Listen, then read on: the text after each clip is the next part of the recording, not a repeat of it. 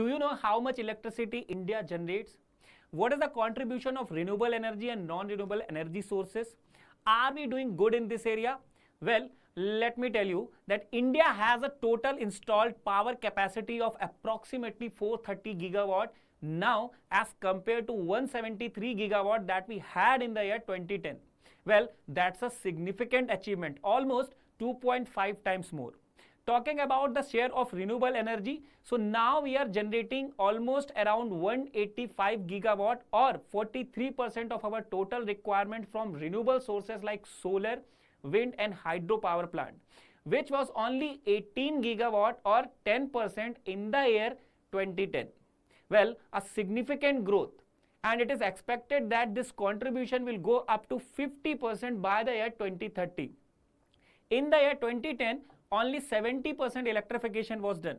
But now in the year 25, 100% electrification with nearly universal access has been achieved. The per capita electricity consumption in the year 2010 was only 778 kilowatt hour per year, which has increased almost up to 1350 kilowatt hour per year in the year 2025. This is less as compared to developed countries, but we have almost doubled it. The share of coal-fired, that is thermal power plant, gas power plant or diesel power plant has been reduced drastically from 70% to 50%, and that shows economic sustainability. In the year 2010, we had a weak grid structure and high transmission losses, but now in the year 2025, we have modernized our grid, smart metering are there, and improved efficiency has been achieved.